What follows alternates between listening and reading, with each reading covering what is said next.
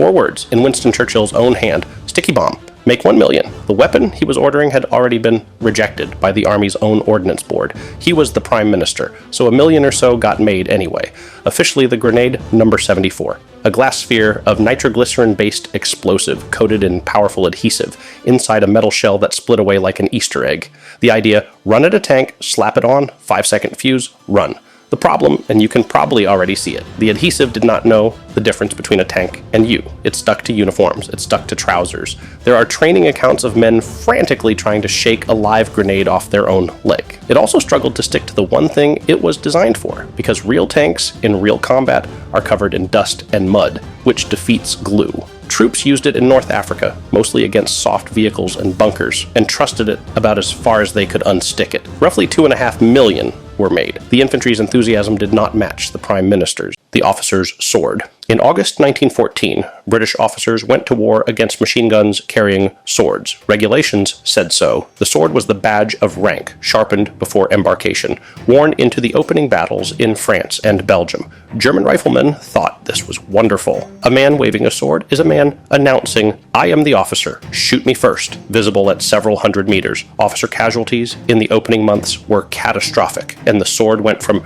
regulation to liability in about 1 fighting season. Officers left them with the transport, shipped them home, and by 1915, the sword had effectively vanished from the battlefield, surviving only on parade. One exception: a commando officer named Jack Churchill carried a Scottish broadsword through the Second World War and is generally credited as the last British soldier to kill an enemy with one.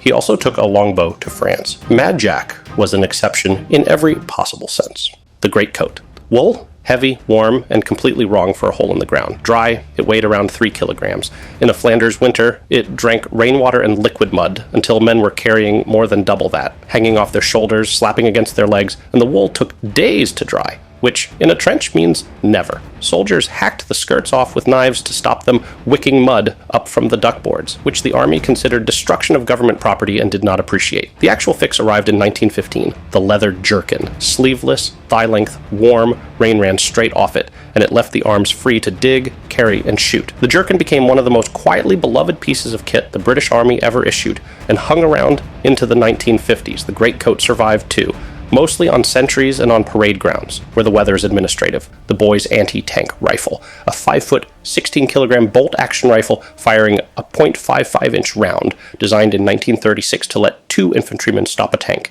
Against the tanks of 1936, it genuinely could. The Finns used it happily against Soviet T-26 in the Winter War, and it would open up a Panzer I or II at close range. The catch is that tank armor got thicker every single year, and the boys did not.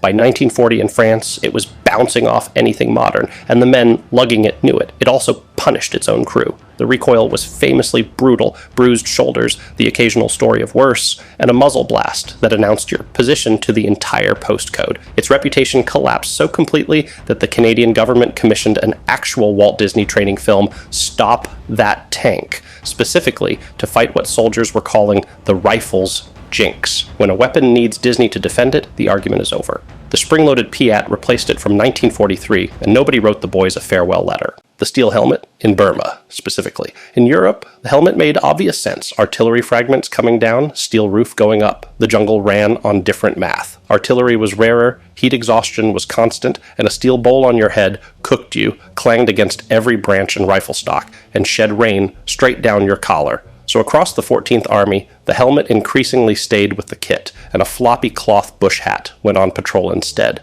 Cool, silent, and it kept the sun and rain out of your eyes, which in close jungle is what actually keeps you alive, because spotting the other man first matters more than armor.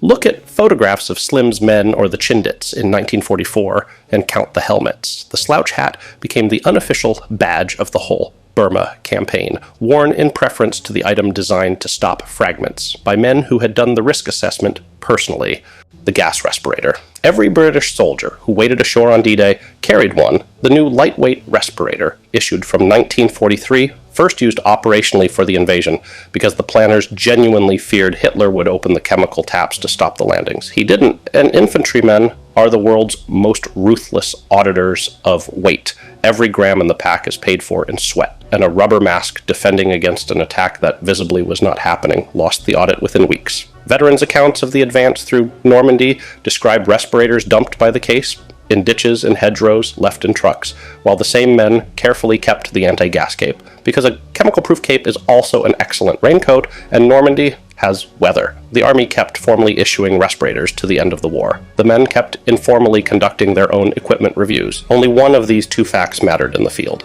DMS boots, direct molded sole. The British Army's standard boot from the early 1960s, all the way to 1982.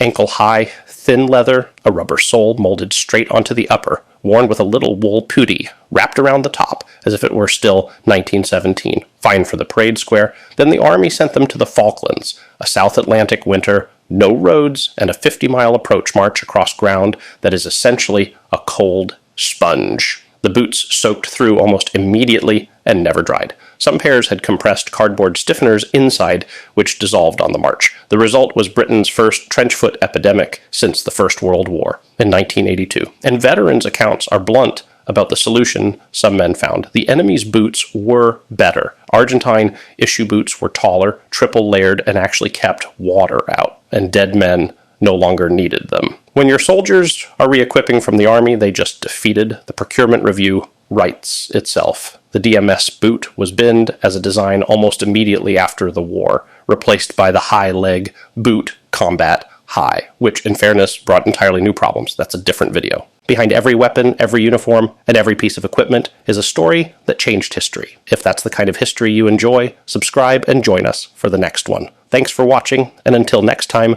keep exploring the past.